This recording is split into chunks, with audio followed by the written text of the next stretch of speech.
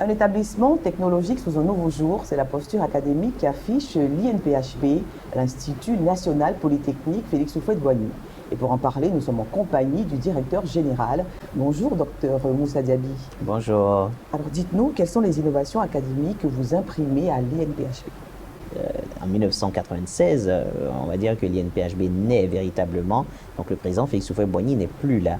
Mais les grandes écoles, les ex-grandes écoles qui sont à l'origine de la création de l'INPHB ont été fondées par le président Félix Houphouët-Boigny pour accompagner le développement économique et social de la Côte d'Ivoire. Et donc l'idée, c'était vraiment de former des cadres et des techniciens supérieurs de haut niveau en vue de favoriser le développement de la Côte d'Ivoire. Maintenant, il faut aller au-delà parce que vous avez dans la société des personnes qui ont du talent, mais pour X raisons ne parviennent pas forcément à aller au bac ou autre. Il faut aller chercher tous ces talents pour permettre justement le développement de notre pays dans tous les secteurs. Et aujourd'hui, l'INPHB, plutôt que de former des personnes qui vont aller seulement vers l'emploi et travailler dans des services, dans des entreprises, souhaite aujourd'hui former des personnes qui vont créer leur entreprise, donc des inventeurs, des innovateurs, des entrepreneurs. Parce qu'il faut passer finalement du cap de l'étudiant qu'on forme pour un emploi à un étudiant qui, en fonction du regard qu'il a de la société et du monde, arrive à créer des choses utiles en fait au bon fonctionnement de notre monde.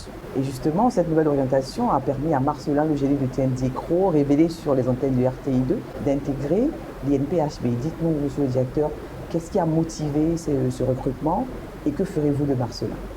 Bien, Marcelin, je ne cesserai jamais de m'étonner en fait de la personne qu'il est en fait. C'est-à-dire que vous voyez un jeune à peu près pas loin de la trentaine qui se distingue tout simplement par des inventions dans des domaines où on se demande d'où il tire même son inspiration. Une personne donc dans un endroit, je dirais, presque enclavé, et puis qui n'a pas forcément été loin dans les études. Il s'est arrêté au niveau CP, mais qui arrive finalement à mettre au point un certain nombre de concepts qui nécessitent qu'on ait fait des études théoriques, que ce soit en chimie, en électrochimie, en mécanique, en télécommunication, etc. Donc vous voyez, et ça m'interpelle. En mécanique et autres, ça m'interpelle. Et ces personnes, je pense qu'elles ont besoin justement d'être accompagnées, d'être encadrées. Et l'INPHB a une responsabilité sociétale également qu'il doit faire valoir dans son environnement. On le fait, on accompagne des coopératives dans leur insertion, on accompagne des jeunes vers le retour à l'emploi, etc. Donc il y a des actions que nous menons comme ça. Mais ça va être la première fois que nous allons voir un jeune qui s'est distingué par son activité inventive et que nous allons intégrer dans notre incubateur pour pouvoir l'accompagner. Qu'est-ce que nous allons lui apporter? Nous allons lui apporter deux choses. L'aider à s'épanouir dans la dimension technique qu'il a appris tout seul finalement, mais essayer de lui donner des notions théoriques pour essayer de bien structurer tout cela pour que derrière ça puisse donner des produits vendables. Ça, c'est le premier élément. Le deuxième élément, et qui est l'élément le plus important, c'est l'aspect business. C'est-à-dire que vous avez la possibilité de créer un produit. Le produit, il peut plaire parce qu'il a été rendu, l'esthétique, le design, et tout ça a été retravaillé pour qu'il soit vendable. Mais comment vous vendez ce produit? À quel moment vous le vendez? Comment vous calculez votre rentabilité, vos coûts de production, etc. Comment vous gérez vos matières premières? Comment vous gérez la vente, le stockage, etc. Donc ça, ce sont des notions qui sont des choses qu'on n'apprend pas comme ça. Et donc il faudrait quand même qu'il puisse également être accompagné à ce niveau-là. Et puis tout ce qu'il fait, il y a de l'invention derrière. Donc il y a potentiellement des concepts qui peuvent être brevetés. Et il est important justement qu'on puisse l'accompagner pour évaluer s'il y a tel ou tel concept serait brevetable et que par son intermédiaire, lui et la Côte d'Ivoire prennent de l'avance sur certaines notions qui ne sont pas encore protégés sur le plan de la propriété intellectuelle. Président Marcelin, grand entrepreneur dans le futur. C'est notre espoir et c'est notre rêve de faire justement à la fois de Marcelin, mais de tout jeunes qui se distinguent de la sorte, en fait, des entrepreneurs de demain. L'INPHB a 25 ans d'existence, 60 ans d'histoire. Que de chemin parcouru. Monsieur le directeur, dites-nous, quel bilan dressez-vous à ce jour? Bien, 60 ans d'histoire, 60 ans, ça se fête déjà. C'est l'âge de la retraite, 60 ans, faut aussi dire. Mais ce n'est pas l'âge de la retraite pour l'INPHB, parce que l'INPHB a 25 ans.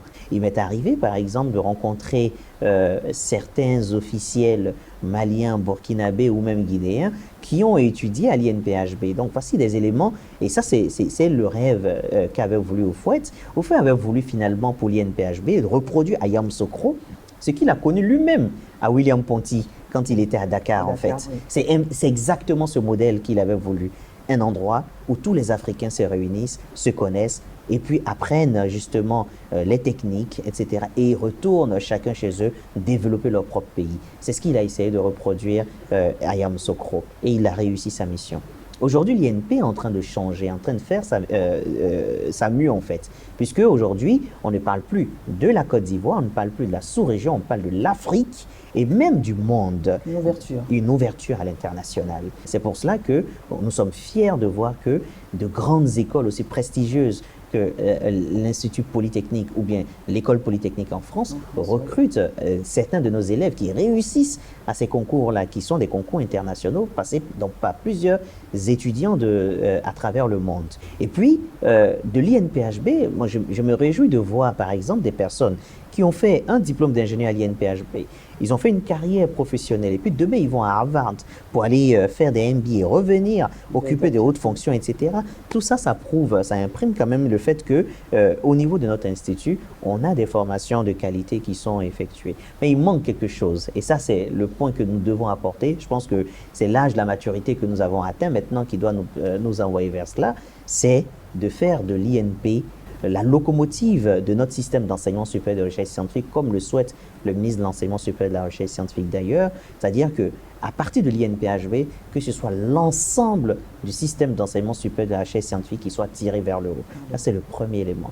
Et puis, deuxième élément qu'il nous faut également, c'est qu'à partir de l'INPHB, l'INPHB puisse être le moteur finalement de la créativité en termes d'entrepreneuriat au niveau national. Voici un peu ce vers quoi nous devons partir demain. Merci, monsieur le directeur général. Merci. L'INPHB a l'heure des réformes pour une compétitivité sur le marché de l'emploi. Pour mieux comprendre cette vision, nous étions en compagnie du directeur général de cet établissement d'excellence. Merci de nous avoir suivis.